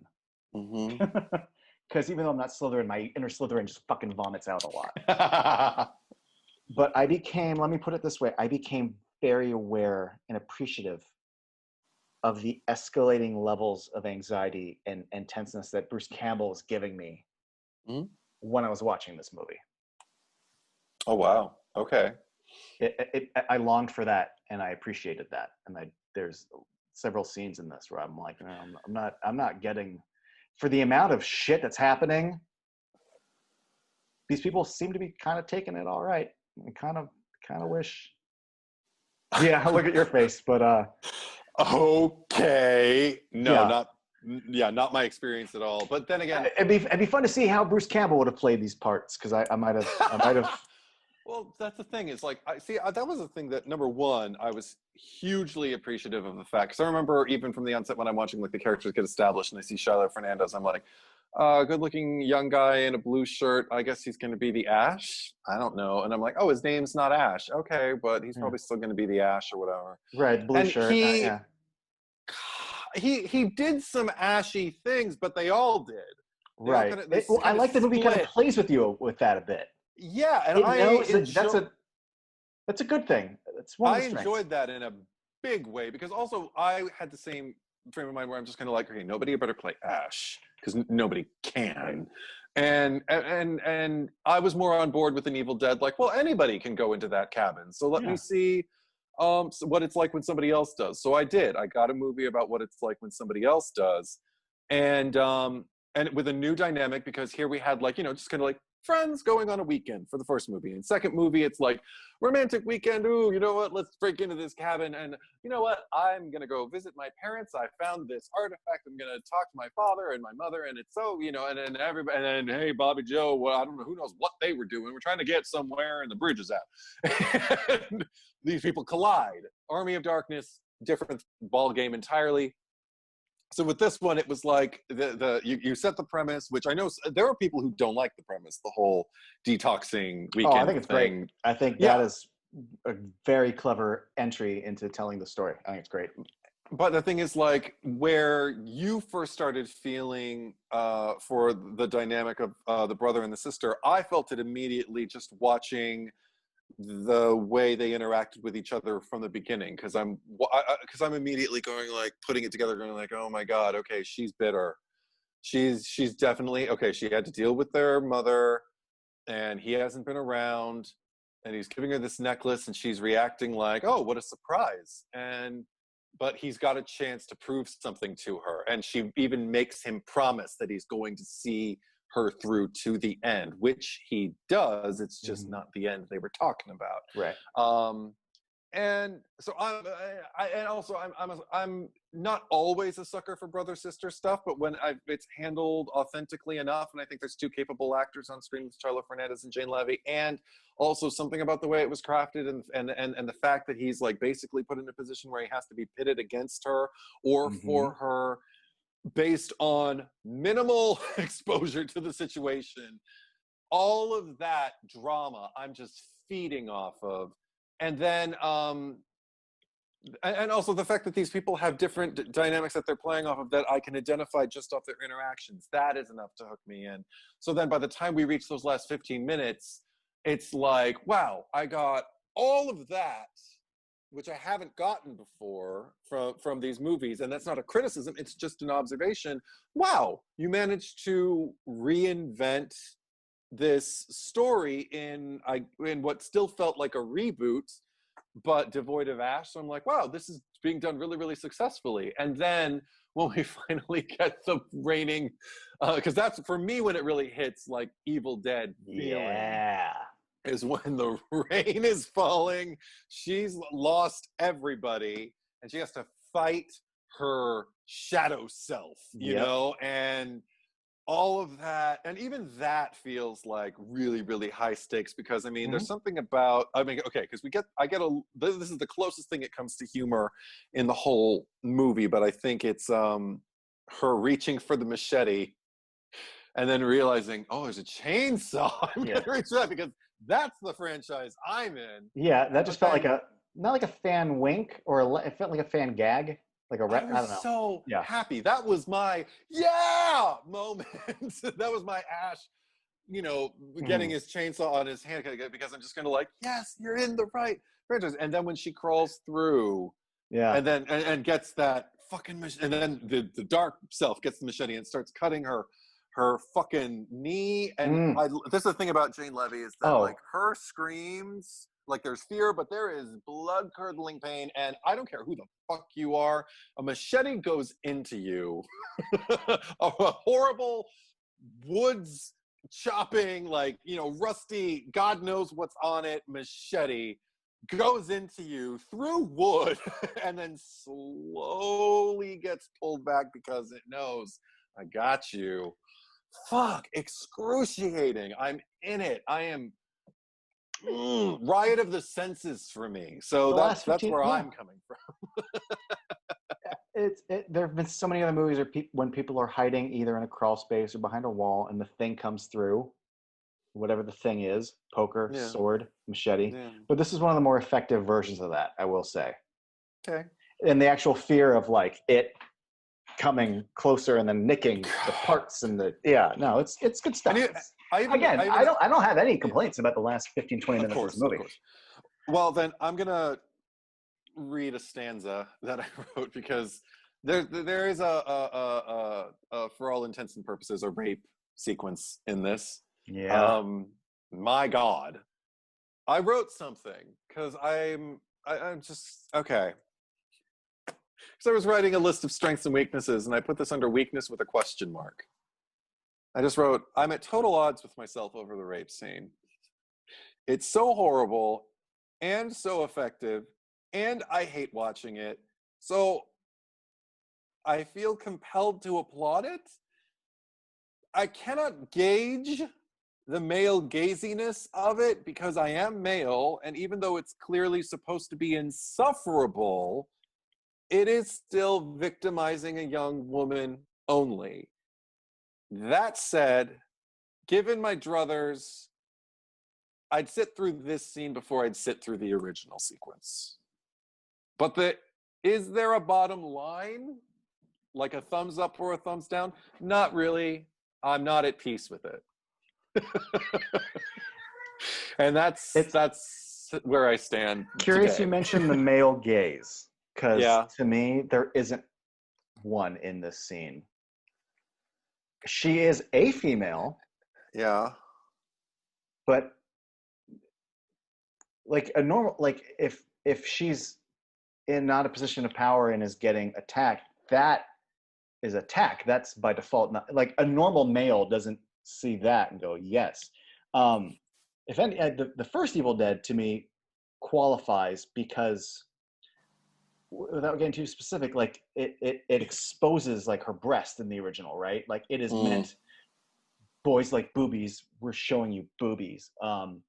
But even though she's clearly not happy, you included that, you know what I mean? And I don't know why you would include it aside from look, it's a boob, or just to make us more uncomfortable. Whereas in this one, like she's in such a state of terror, and there's nothing that is being shown that is titillating. Like it's just assault in it. I mean, it's upsetting to me for all the obvious assault reasons. But yeah, the concept of the male gaze being present in that scene, I never, other than I have eyes as a male, like. Right. The only reason I bring it up and even question it, number one, is because, again, I'm male too, so I don't feel like I'm necessarily the authority who should speak on it. Right. That's why I'm kind of don't know, because, again, we're still dealing with male filmmakers and a female character being played by a female actor. So, and she sells it. That's the thing. It is effective. Her every scream and squeal and the probably what actually equally, I'd say it's on par with the horrible penetration, is just the hanging, like around her neck, and the pain and the loss of control and the panic and everything that's going on in that moment kind of sets the stage for what follows. And I remember, I mean, I know there's varying degrees of it, but when I hear male gaze, I just think of like Michael Bay movies, you know, and that's an example. That's one example. Yeah, and I don't get her shirt's ripped and she's like breathing heavy and like there's, you know what I mean? Even other I movies I do. like even like here's an example. Like I liked Reanimator, but there's no denying that even as Ugh. disturbing as the head scene is, like it's still a very male gaze point of view. Whereas this, Yes. if if you are getting any kind of reaction that a Michael Bay type male gaze type thing would elicit from you, if you're getting that from this, you've got fucking problems. Yeah. You've because this is just her in terror, and if someone like in that desperate need of help from assault is something that's pleasing, that's yeah, no. Sure. That That's said, why I I don't don't know. really see this as a male gaze thing. I don't know if the pleasure component is the qualifying factor. And again, because Is it a I'm power not, thing?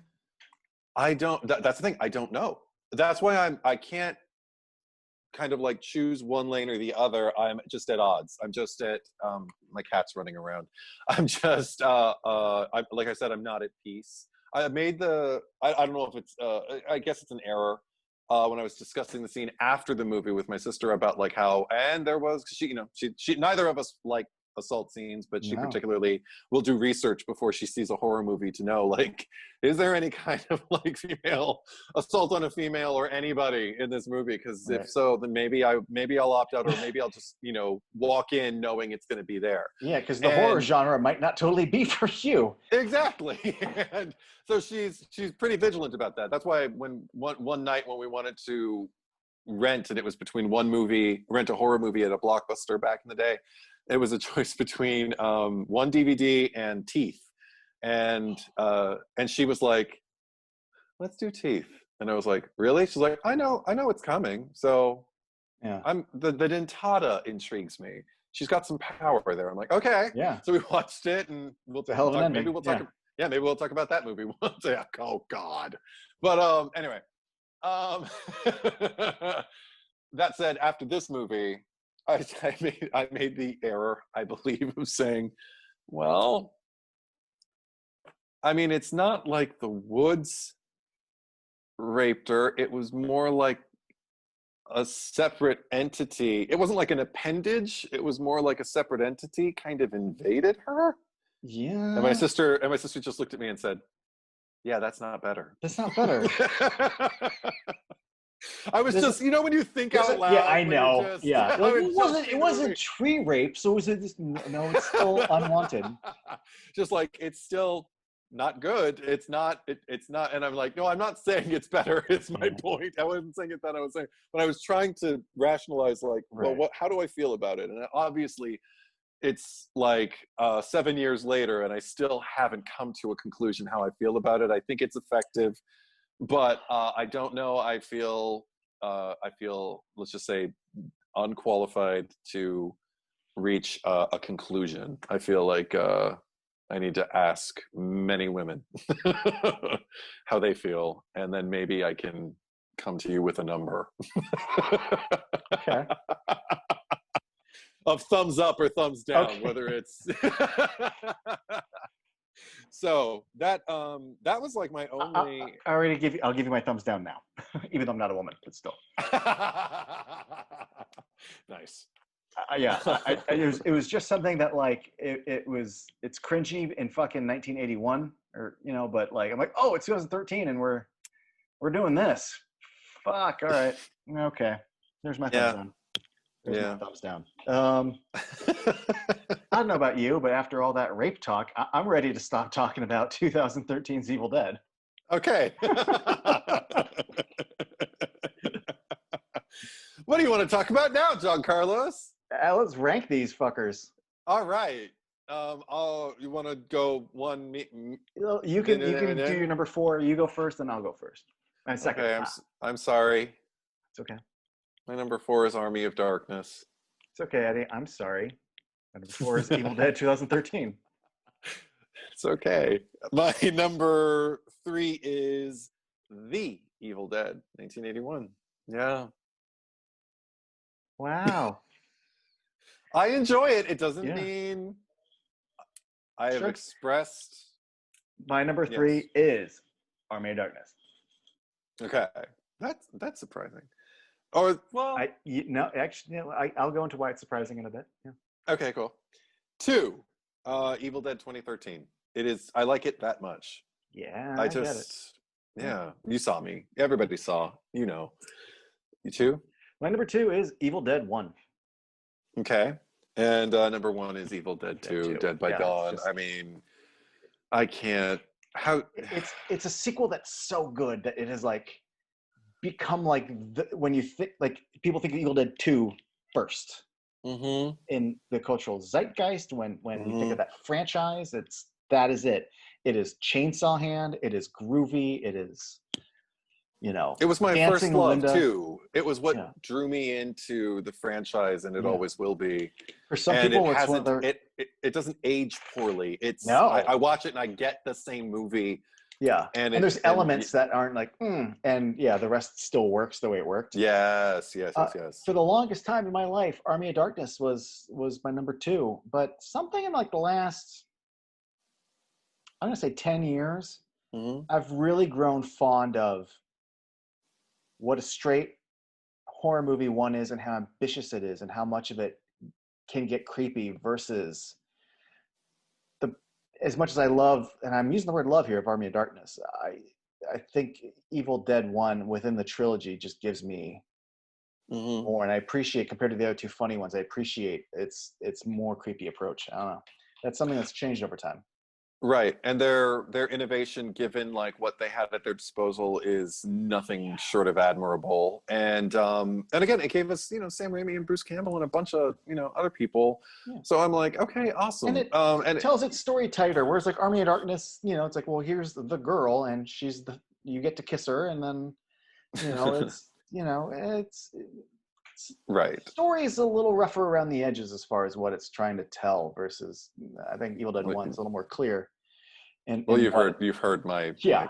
my chimey about Army of Darkness. The only reason I have 2013 above the original The Evil Dead is Yeah. because of like the things that I had criticism for in The Evil Dead. I mean, because there's a lot to praise. And the things that I had criticism for, I felt like got addressed for the most part in the 2013 version, and just because of how it moves, and because I feel close to these people, I feel like I know who they are, and I feel like I continually also get to kind of like learn more about them as they go through. And there's twists and things that happen, um, not even plot. I wouldn't call it plot wise so much as action wise. Like a lot of beats that they hit that land for me in the 2013 version. And there's the slower pace, even because I can be a very very patient audience member, but the slower pace of The Evil Dead doesn't always work for me. It does. I feel like they solved a lot of those problems with Evil Dead 2. I have no Yeah, problems with the pacing of the Evil Dead whatsoever. there you go. Yeah. Let me just wind down by saying Ash versus the Evil Dead Yeah. is if you're watching this and you've only seen the movies, it's so worth your time. Mm-hmm. Not only is Bruce Campbell back, but Sam Raimi directs the pilot. Mm-hmm. I mean, he and was it Ivan Raimi? I mean, they went on to do Hercules and Xena, so like producing Mm-hmm. television is not foreign to them. Rob Lucy Tappert Lawless comes back too. married Lucy Lawless. Lucy Lawless is in the show. She's a Yeah. very welcome addition to the Evil Dead universe. Yes. Very, very, very welcome addition. But the one thing I want to say about the show, without getting any spoilers, and we're not discussing the show, but I just want to address the idea that I do think it's one of my favorite versions of Ash. Mm-hmm. Mm-hmm. Because it's one of the versions to me that works the best. I really like him in 2 for what he's giving, but what he has in the show is he still has that arrogance and that bravado, but it works for the character more now that he's older. And Mm-hmm. he the fact that he's got to like put on a girdle, and he's got like this Yeah. bad little fake hand, and like nothing against people with fake hands, but like he didn't grow up to be like the Rambo movies. Like he's still Yeah. old and killing Mexican cartel people, and he's lives a quiet life, and he's still cool. Like Ash lives in, No. but that false bravado works better as a sad old man who doesn't get it versus like a late 20s guy. Like it works for comedy. It just achieves something better. So I really like him in the show as far as what makes me laugh. I agree. I also find it there's something earnest about. Sometimes he'll just be in the series, just kind of like working on something, and somebody will be like, like over his shoulder, like asking him, like, "Well, why are you even?" or doubting him, or something like that. And he's just sitting there talking like it's just something that needs to be done. And I'll just be like, he's just got this pragmatic way of looking at things that feels very kind of bygone era, very kind of like, I'm a man, I see things clearly, and it's like, not always. Right. But he's still like he's not just the man, he's the hero in his head. Like, I'm the one who's going to save the day. And that's only expounded, I don't know if expounded is the right word, but having Pablo always, calling him El Jefe and like, worshiping him and following him around and fueling all that.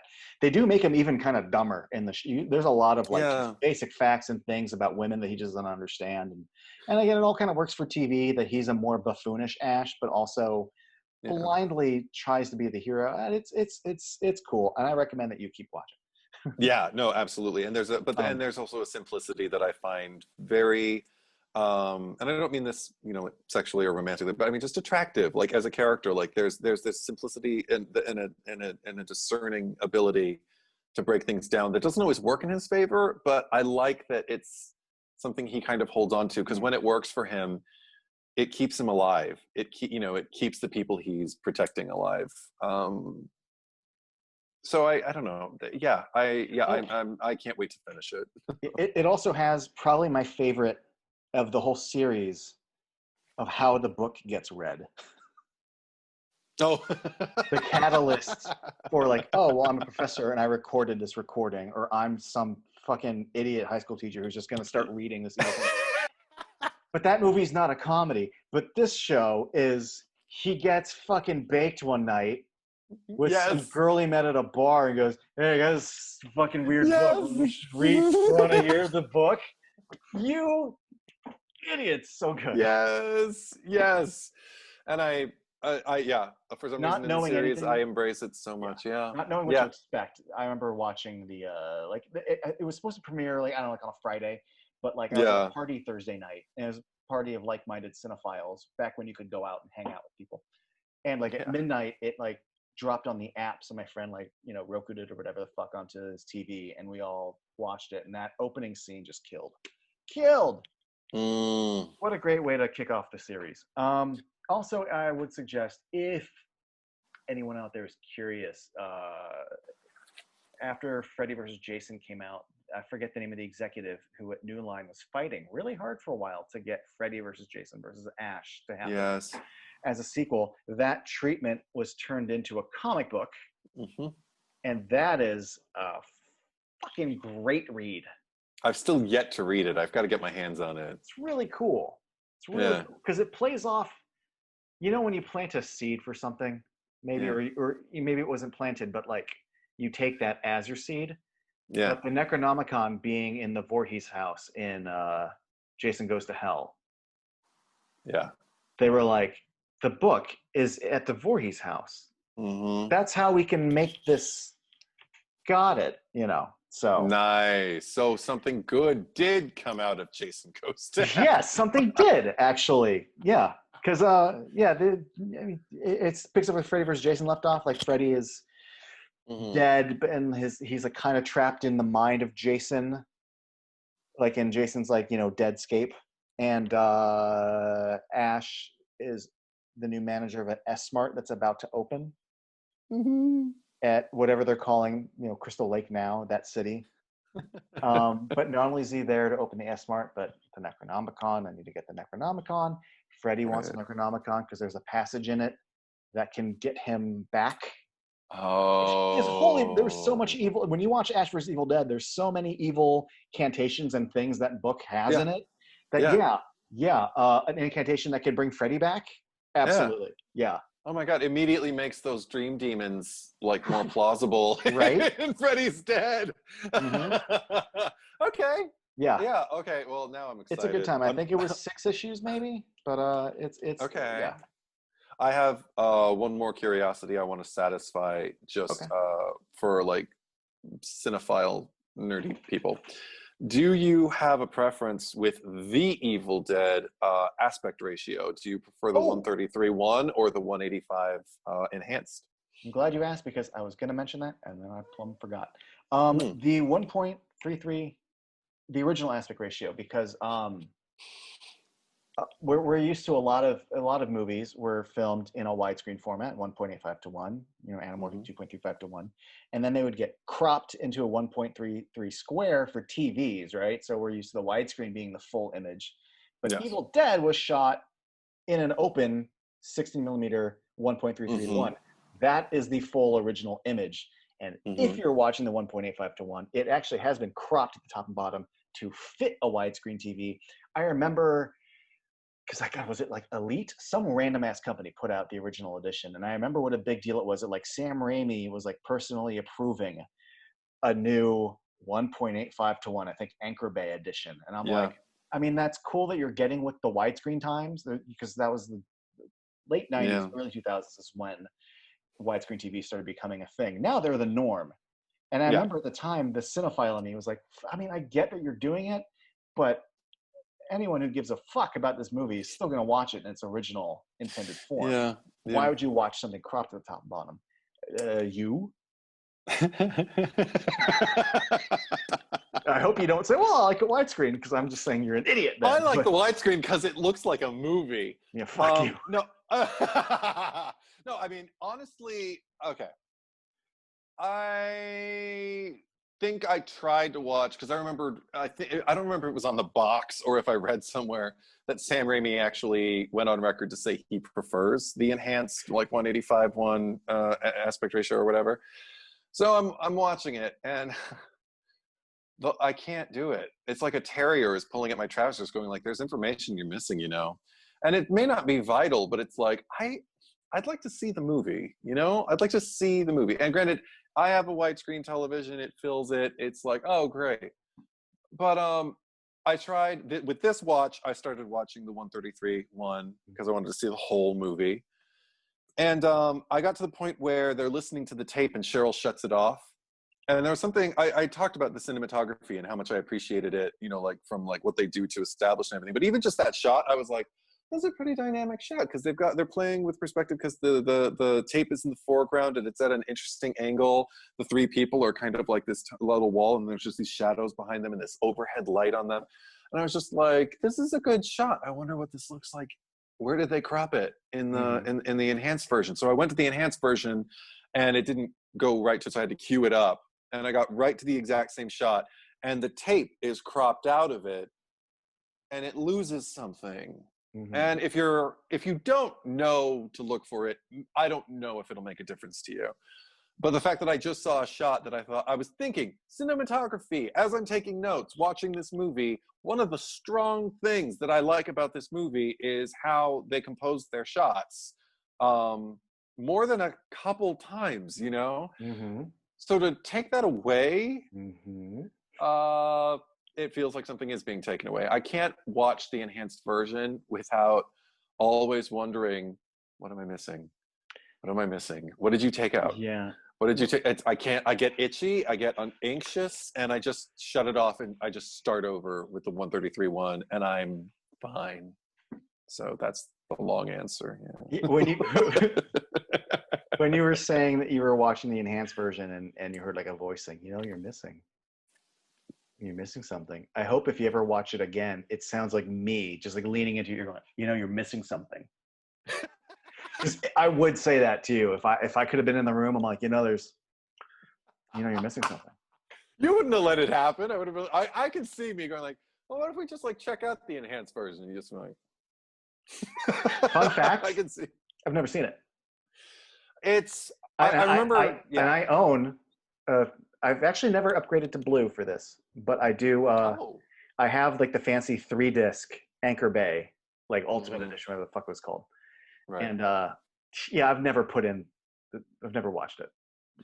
I mean, the only reason I also did is because you could pop on the Blu-ray. You can go from one to the other on the same disc. It's really easy. That's cool. But yeah, but like there were establishing shots where it's like, oh, that looks pretty nice, and it's filling my screen. I guess if that's a big deal for you, there you go. I mean, that's the whole reason they started with pan and scan, Right. cropping like 235:1 aspect ratio to 133:1, just so it could And- fill the screen. You could see it better. Yeah. And And back then, I always chose seeing the full image versus filling my screen. And I will me too, if say I that, had the option. Yeah. yeah. So It's That's kind of my a blessing that everything is like released for the most part. I haven't found anything released in like pan and scan or a modified ratio without an alternative in a long in time. a long time. They used to have the DVDs you would flip widescreen on one Yes, side, pan scan on the other. You know, one of the few ones that's been done recently that I found interesting. Random side note: Batman: Mask of the Phantasm is the one that I like have this weird mixed. I feel. Let me just. So it was released in theaters widescreen, right? It's a feature film. However, when they went into production on it, it wasn't going to be a theatrical release.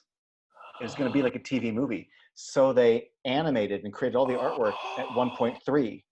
Yeah. Then they cropped it into 1.85 for a theatrical release. Oh god. So the Blu-ray has both. And it's one of the few where I'm like, I like both because I like preserving the theatrical exhibition, but I also like to see what the animators originally fully drew back when they were making it, thinking this was what you were going to see. Yeah. And if Evil Dead had been released at 1.85, you know, like it had a theatrical exhibition, I'd feel differently. But it's all about what was intended. And the old square Evil Dead is what was intended. Yeah, I agree. Yeah. So there you go. There you go, Good folks. talk, Eddie. Are we still friends? Yeah. Nice. Yeah. I mean, I was worried. No. You not being wild at Army of Darkness is nothing to be worried about. I can pretend to judge you about things, but I don't actually judge you for anything. Aww. It's all just for, I mean, you know, I don't think Evil Dead 2013 is blowing my mind. Do you give a shit? No. Yeah, who cares? So yeah, we'll watch other things and we'll talk about them again sometime, everybody. Woo-hoo! Until then, if you like what you saw here, feel free to subscribe and like the video if you want, you know, whatever. Thanks for joining me, Eddie. Thank you for inviting me, John Carlos. Ruby. Groovy.